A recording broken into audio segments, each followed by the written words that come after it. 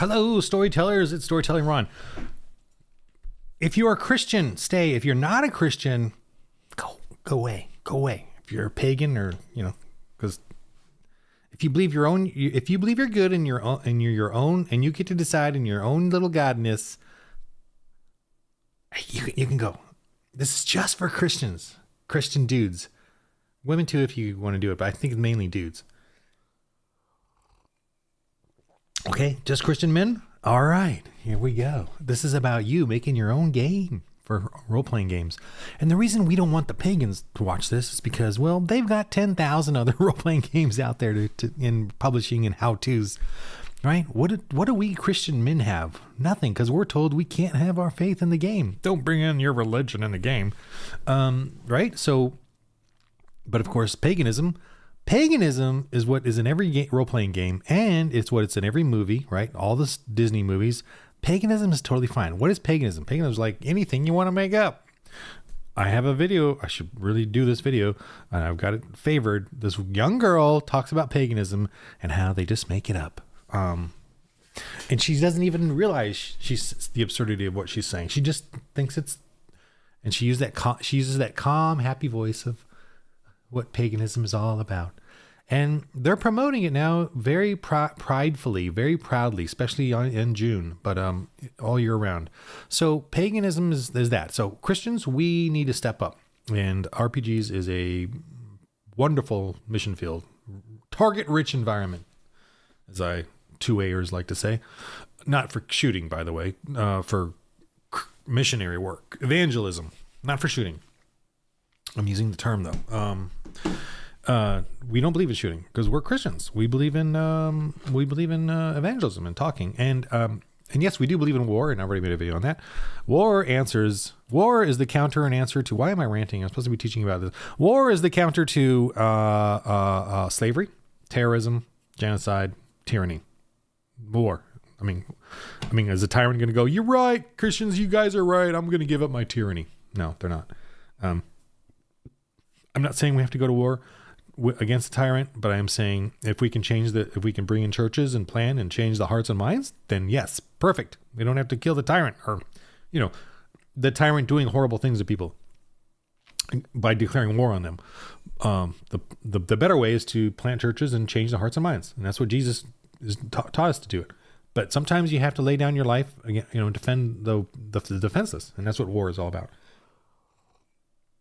Not that I want war, but boy, I'm going to do this game next, which was a war. It was to end slavery, and it's awesome. I got 2 books on that I got to read. I got a third one I'm probably going to get. Anyway, let's go through this real quick. Okay, I'm looking at something you don't even see. Sorry about the ranting. I am high on caffeine right now. Okay, so here's how the first thing you want to do if you're going to design a Christian role-playing game is and just use my games. That's the best thing, period. One, you want to own it, fine. But here's the thing. I cannot copyright the rules, right, that I've used. You can't copyright game rules. So thusly you can kind of take and use and each other's ideas for games and game systems and all that. So that's not a big deal. The other thing is I can't copyright the Dark Ages, especially in Christianity, because I'm kind of doing it based on Christianity and history, that my story, the setting or whatever. So why would I can't. So you can obviously take the Dark Ages or anything in history, any setting you want, and make a game. Now, for the Apostles of the Epoch and Christian Space, I guess there's more originality in what I've put there. The Apostles one is pretty basic. The Christian Space one is probably the one where I could own some of it, but I'm basing it off of the Bible and Christian adherence to the Bible in the future. And I'm using real world events to sort of, if you're a Christian, man, and want to do a game, do this, take the game, email me, whatever you want to do. If I can help you, I'd love to I want to create a Christian market. I'm not good at this, but somebody out there where we all kind of support each other. We all, lift all the rising tide lifts all boats, whatever we want to, because that's what the pagans are doing. They're all supporting each other. They're cross promoting. They're how wonderful they are. They're encouraging. They don't even mind Christian motifs, as long as there isn't evangelism or church planting. You know, they don't mind turning a Christian, the apocalypse, into a fantastical thing, or the Bible into a fantasy thing. What we need to do is evangelism, where you're actually converting and planting churches. Those are the two most important things to me as a Christian game. So here I am ranting again, but the best thing to do is this. I can't believe how long I'm taking to teach you. Anyway. Okay. So let's say you want to create your own game. Fine. Well, let's go to that. You will first need to, my suggestion is first decide where you want to publish it. And I'm assuming ttrpg, and I'm assuming they're going to let Christians still publish in there. And I do like their stuff. I like the website. I like that it's an open forum, like a public forum of game designers and game ideas. And yes, for me, most all are pagan. I think there's a couple of Christian ones in here, which is fine. I don't mind pagan stuff existing. I don't mind. So just say that, come out and say that. You certainly have a right to do that, but we Christians should be also having a right to do as well. And so that's why I'm trying to push Christians to, not give up our faith in games, have our faith in games. And if that means you have to go find other Christians to play, then that's what you have to do. And so anyway, I kind of need to figure out how to just do it on here. I'm going to show you real quick. This site, if you create an account, I believe you'll be able to see on the top right, Publisher's Tools, right here. So you can see that. Okay. I'm going to click on that, and that's going to take me to Publisher's Tools. And this is where, you get all your info about what you need to do. And I got to move the screen again. Over here is the book printing, and you're going to want to go to this thing where you'll get your Affinity. It's got Affinity too. Awesome. It's got both on there, so that's really awesome. If you can see that. Right there. And you can download the templates, okay? So that's what you want to do first. Seriously. I'm totally dead serious about this. Dead serious. I don't know what that means. Okay. So then you're going to have all the different choices here. And this is cool. This is cool because then you see, it's really important to decide your format of your book. Why am I saying that for a game designer? It's just so important because, I'm sorry, I'm looking at, I'm going 60 frames per second. I'm at 7 minutes. Okay. About 7 minutes. I just want to let people know if they want to jump to 7 minutes, they can avoid all my ranting. Okay. So these are the sizes. Maybe you want a digest. Maybe you want a little book. Maybe you want a little comic size. Obviously, the typical is 8.5 by 11, right? And it's the big one. And you can even do a horizontal portrait landscape one here if you want. But 8.5 by 11 is the typical. This is me saving it, by the way. It comes as an IDML, but then I made this one here. Let me just open it up. So in InDesign. So okay. So let me fit this on the page better. So this is what you have is the template, and oops, I'm doing this wrong. I can't see. The screen is so small. So this is what we have. It's 8.5 by 11. The one I'm choosing. You could choose whatever size you want. What kind of book you want. A lot of the new OSR sort of indie ones are becoming smaller. Those smaller volumes and stuff that like this size. Which I don't really care for because I can't, as a GM, I can't really use that. I need a big flat one that lays flat. I wish I could do some sort of version like that, but whatever. And on drive-through, it's all spine based, I think. No, they don't have staple, the staple stitch one or the spirals, which I don't really care for the spirals, but, okay, so why am I showing you this? What is this all about? This is you want to know your format because the formatting is so important in designing your game. Trust me. I've reformatted my game 3 times now, like because of different publishers and because of me trying to. So 30 to 40 pages or 60 pages or 90 pages or 120 pages. I've reformatted the whole thing because I haven't really come to a final decision on which publisher I want. And I've tried to use local, but it just cost-wise, it wasn't really effective. And I tried to use a couple of mail-order ones, Game Crafter and then Morris Publishing, but it's it's a little Game Crafters to me is a little clunky and expensive for what I want, and it's really kind of off the beaten path because it's more about board games. And Drive Through just obviously is a center of attention for role playing games, and so I'm going to focus on it. And it's print on demand, which is better, and they handle all of that. So I don't want to handle all that. I'm not a marketing or business person by any stretch of the imagination. Okay, so this I'm using print through. I'm going to try that. I'm using for my Kickstarter, by the way. Now I finally mentioned my Kickstarter. It's I have one running right now in February. This is the template I'm going to work with now and go with them. So you want to set up a template. You want to set up a template so that you can start your cool, awesome game. And you want to have that template ready to go so that you know what you're going to be doing. All right. So what this is the template. It has the first few pages here. You can see on the right, and I'm sure Affinity is similar.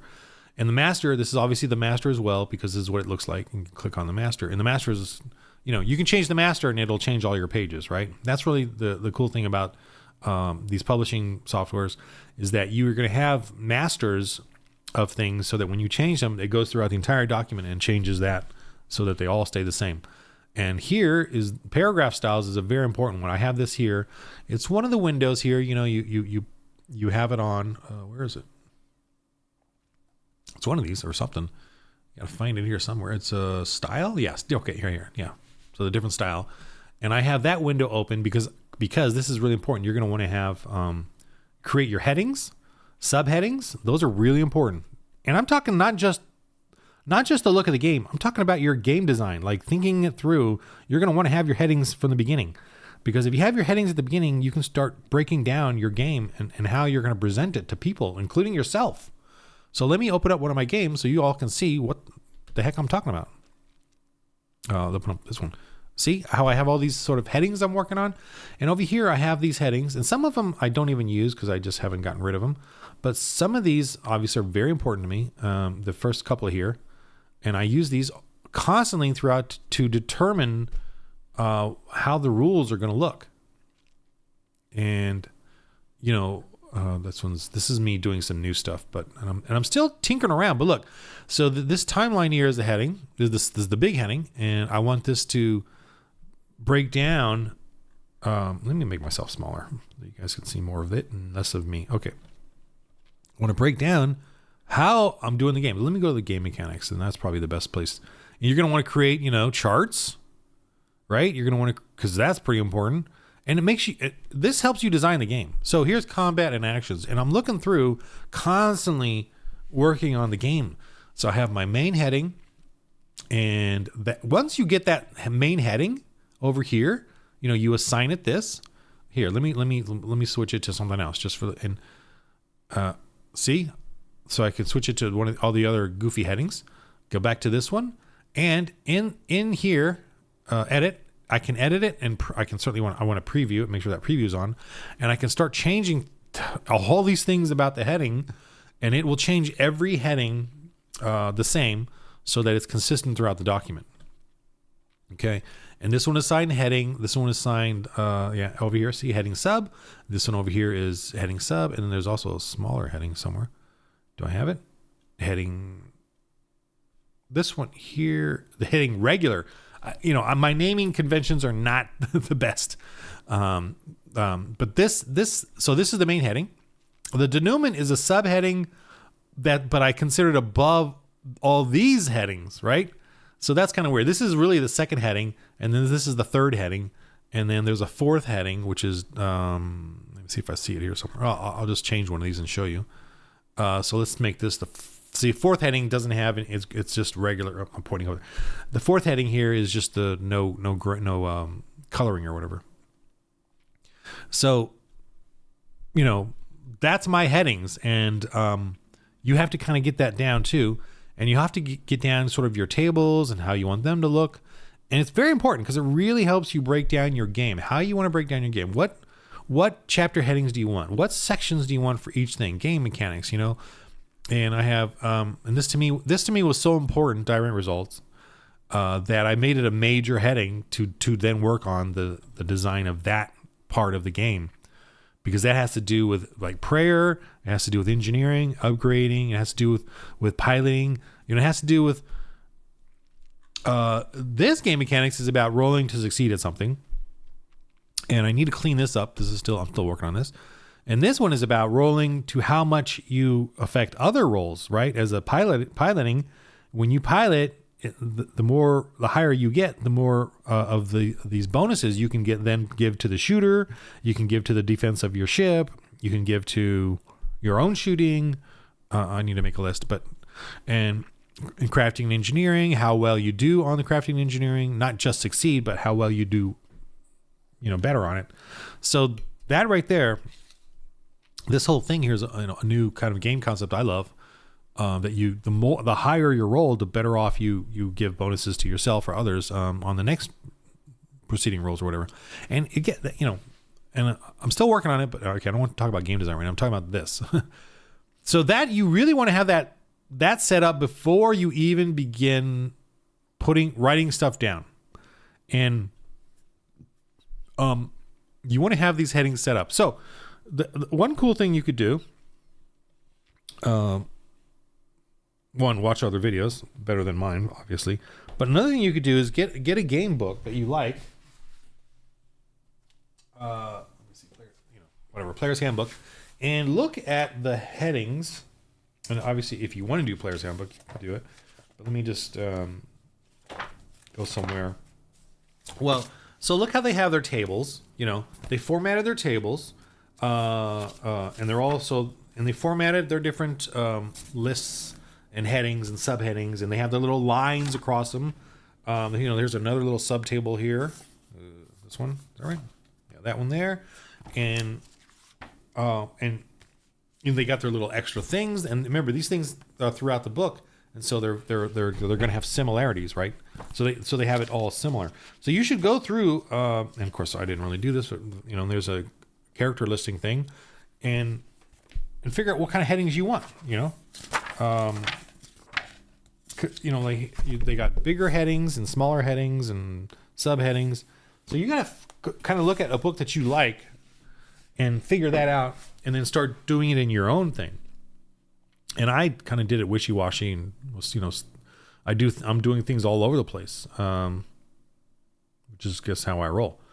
But you literally want to do that at the beginning, right? At the very first few pages, figure that out in your game. Well, at least in the game mechanics part. Let me see if I did that even. No, I'm breaking this apart. Actually, look how I did these little lists here. I did these tables, with the colors. It's all simple. Mine are all pretty simple and basic. So, but you want to get those down, because once you do, then you can start building out all the different sections and outline and figuring out what all you need.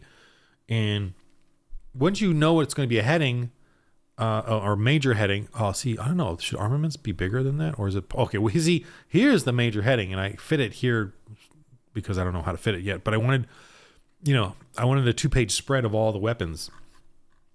And so this is the major heading is right here. And this is the subheading, of this. And this is another subheading, because armaments is one, high-tech armaments, which is the handheld, is these, and then vessel armaments is this one, and weapon styles, so all these little headings is important for you to figure out. See, this is a major heading, gear and burden, although it's been only on one column. Making a missionary, major heading. And then all the little sub things. And so that's very important. Once you figure that out, you can start breaking down your game. You can start breaking down all the headings, all the subheadings within them, and breaking them up literally like an outline. And you don't even have to fill it out yet. Just start breaking up those parts of the game that you think are important. And so that you have them, and then you start filling out with the details of the rules. And that's a great way. And what's great about using publishing tools is that everything is object oriented, so you can move stuff around. I've moved this thing around over and over and over where I'm trying to fit things and on what pages. Another important thing I found is, I'm getting that coffee dry mouth thing, is that the text here is really important. You can actually, you can change the font size of the text, right? But you can also change how much you squeeze it, to fit on a page or whatever. You can squeeze it like that, and you can squeeze it this way, sideways as well, the letters in between. So that's good for like just fitting things in. Another thing you got to be aware of too is when you run it is this little that little plus thing there means there's more text in the box that's being cut off, you know? So you got to be familiar with that and how you can increase that, fit, you know, make sure you fit it all in there. Or know how to open it up to the next column, you know, because you can see this one's even. I've changed some things around, so things are all like I got to re-go through the entire thing kind of and adjust it. I've changed like the font size from the old formatting, and that's a lot of time consumption on my part that I didn't, because I started my game design in a completely different format. So now I'm having to readjust it to this format, and that right in and of itself is time consuming just to do that. So that's why I'm trying to warn you to get, you know, commit to one format, stick with that, and then you can start doing all this. So just familiarize yourself with how your columns work and your texts, and how you can, you know, like see this one here. If you run out of space, I just want to open this up so that I got it. I can move that up with an arrow key. Oh, look, see all of these are messed up because of what I freaking did. I see move that out of the way just to see how far down does this go. Oof. Ugh, boy, I'm running out of space there. Boy, I cannot fit that. I can tell it's already scrunched too. I'm just gonna move it like that to remind myself for later. Anyway, so one other thing I just want to show you is you will have. So watch this. I'm going to delete this. I'm going to delete this column because I know what's going on here. All right. So, oh, what? Where is it? Oh, it's over here. Let me delete this one. Like, no, I lost it. Okay. So all that text, all those boxes I just deleted, but I know that they're connected to this guy here. So the text is now down in this little box, but there's nowhere to go because it's shut off. I can see the little red arrow, the little red plus thing here. All right. So how does that work? In InDesign, you just click on this and see it's showing it's got more text. And I click over here, boom, adds it. But I do know for a fact that there's still more text. And I got the sums in here. Maybe I should move this somewhere else. I don't know where I should put it just yet. What? Where'd it go? Oh, because there's also, which one's in front, which one's in back, and you got to hit Control to select the other one. Arrange, bring to front. See, and it blocks off. You got to understand this whole block, text wrap around each other, the objects. And I have this little icon. It's text wrap. A lot of fun stuff. Okay. Where's the other one? Did I run it? It's okay. I don't know. It doesn't show it, but whatever. What? Where is it? I didn't run it. Oh, maybe I did. Did I? Really? I thought I had more room. Well, whatever. Hopefully I didn't lose anything. But anyway, yeah, you got to familiarize yourself with this whole text boxes and stuff and where they go, how things fit. Oh, the one thing I know, this is not. Oh, whatever. I'll figure it out later. Okay, so yeah, I think I explained the general. I was just trying to get the general starting point of what you want to do. The general starting point of what you want to do is formatting. You want to get your formatting down first. That way you can start blocking it out. Get your major title heading, your secondary headings, under here, then a tertiary heading. Maybe format how you want your tables to be. These guys make a couple of these things at the beginning in the first few pages, so you just know what you're going to be using. So you can copy and paste it later on and then fill it out. So you want to have. And I don't necessarily mean you're going to know exactly what to fill in, but the appearance, like the colors you want to use. I mean, I just use black and white. I initially did this thinking that it was just for people to print out, printer friendly. So I didn't go deep into artwork or colors. And I'm still kind of sticking with this. So, but I am going to put in more artwork, my own doodles and stuff. But yeah, you want to figure out your tables. Just figure out what every little thing that component you're going to have, and sort of do that first at the beginning of the first few pages. Just so you have it, and then you can always use them over and over down in the document. So Obviously, you're going to have a cover page. You want to kind of sort of, obviously this is not going to be it, but I have other covers from the previous stuff. But you're going to have some sort of cover page. You want to have maybe the first 2 pages in the booklet, are going to be something more of an intro or a guide, cheat sheet kind of stuff. So you want to think about that too, because this is the inside cover here, and this is the first page of the inside cover. So it's not even my title page, and then these are here. I'm still haven't decided yet. And these are another big thing to, I would say, start off doing is a character sheet. You want to sort of figure that out first. An initial design anyway. And these are two versions of the same thing, but they're both character sheets. Okay, so that's kind of what I wanted to get off first off. In order to design a game, it's really important to get these down. It's important because it's not the formatting that's important. It's what is important. Well, the formatting is important because your game is, the whole premise of the game your game design is to communicate it to the GM. That's the whole focus. Whatever your ideas are, you have to communicate that to GMs in a orderly fashion so they understand it. And I'm not that I'm doing that great a job of it yet, but I'm cleaning it all up. But in order to do that, you've got to figure out your formatting so that you can start laying that out. The whole point of designing a game is really about communicating your ideas. Otherwise, you just, you're going to do this, scribble a bunch of scribbly scrabblies on a piece of notepad, right? Which is not a real game design is formatting and communication. And so that you can communicate. And it helps with design too. It helps with your figuring out what goes where, how it's supposed to be, what you're supposed to list off, what rules you're supposed to have where, and helps you design your game. In essence, you're literally designing your game as you're figuring out the formatting and as you're communicating, you're literally designing the game at the same time. That's what I'm trying to get at too. It's really important to have that all figured out at the beginning, just so you don't go through what I've been going through, which is reformatting, and then it's getting kind of, a little chaotic, I'm going to admit, as far as like my formatting style is a little chaotic. Like I got bold here, here's not bold, whatever. Here's a number list. Here I'm doing bullet points. Here I'm just doing the dies, here I'm doing this, but why is it bold? Why is it not bold? Etc. Okay. So mine is a little chaotic for sure.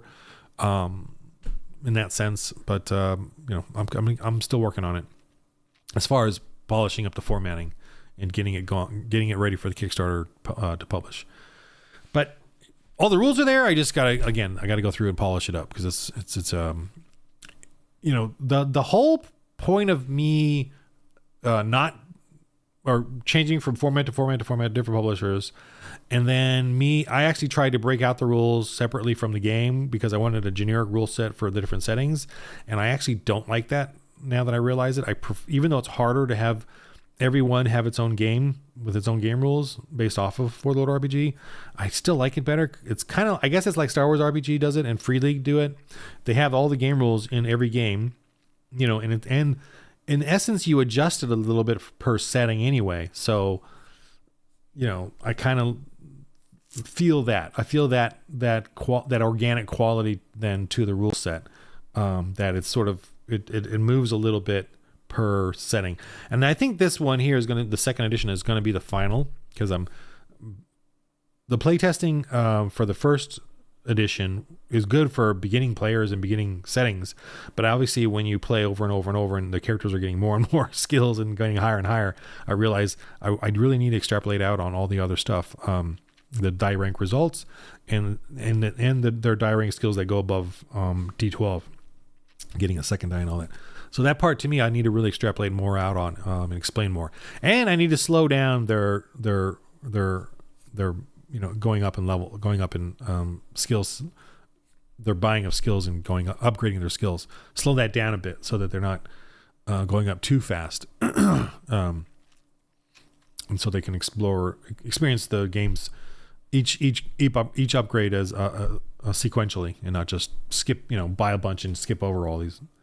Because I noticed in the first edition, everyone, they go from die rank 4 bonus to die rank 12 instead of going from die rank 4 to D6 to D8 to D10. They just spent all the glory points to get up to the maximum, and I want them to go up in a progression. Okay. So that's it. My ranting, babbling explanation of how to use InDesign, but Affinity is obviously very similar. It's just to get you started. It's not. I wasn't trying to go into the technical details because you can do that on YouTube. I was trying to go into the conceptualness of it, that you need to start off preparing yourself with the formatting. Oh, okay. The formatting part. Oh my gosh. Which I should have said at the beginning. We'll see at the end here. So the master up here is obviously the format of this book, but you're gonna have two things to look at. Document setup, which tells you the size of the page and your margins. And since I got this all, by the way, from that InDesign, from the drive-through. So all of these are in there accurately. So actually, if you open up that template and then you started from there, then you have all this, which is this part here, the document setup, margins. And some of them use the bleed and slug. This one obviously does have it, I believe. I think I know how to change something though, but let me I actually did change one thing, but I'll explain that real quick. Okay, so, or maybe I didn't, I don't know. Let me see. The other thing that they have here is the columns, layout, margins, and columns. So 2 columns, and then this is the size right here, right? And plus this inside margin, and it's mirrored, right? Where's the mirror setting? Somewhere, I don't know where it is, but is it in here? Orientation, margins, inside and outside, obviously. So that's part of the mirror thing. But this is mine. Let me open up just to check it for sure. This is the original, I believe. I hope. I don't need to worry about replacing fonts. Okay, their margins are 5, which is fine. The inside one here, which is fine. They're claiming that. I wanted. So if I look at this book here, go back. This is Gamma World, but I bought this from drive-through, and so their margins are, I'm assuming 5 right there in the middle there. This margin here. I think that's too narrow. So I chose to make mine 6.5. So it's going to be a little bit further out. And this one is the default, so that's acceptable. But I'm saying for you, if you want to change it to what I did, mine, see how it moves out a little. Oh, let me go back. Sorry. Let me go back to here. Okay. So this one is the original. It's only 5 inches, this margin. And this is under layout, margins, and columns. And you can see the margin here. The inside is only 0.5. Okay. In mine, I changed it to 6.5 here under layout, margins, and columns. 6.25 here. Sorry, 0.625. Sorry, 0.625 inches. And that is the master up here. It's the master version. So that master will go through all these pages and do the same thing. So here you can see it's 0.625, right? So there's definitely a wider margin. That's just my own choice, that they have it here. So it's not going to affect anything as far as the publishing. It's going to make mine, I think, look a little better because it's going to be a little more away from the spine. But that's what that is. And that's just a personal preference, not going to mess up your book or anything. Okay, so there's that. Okay, and I don't know. Since I babbled all over the place, if you got any questions, let me know. I just want to do this quick video for Christian men role-playing games, and I just throw them out there. Okay, make some role-playing games, or better yet, use these and make a YouTube show so I can watch and listen to some Christian men playing a role-playing game, and women playing a role-playing game where you're evangelizing and planting churches. Okay? Please, someone besides me. All right. In the game of life, roll holy dice.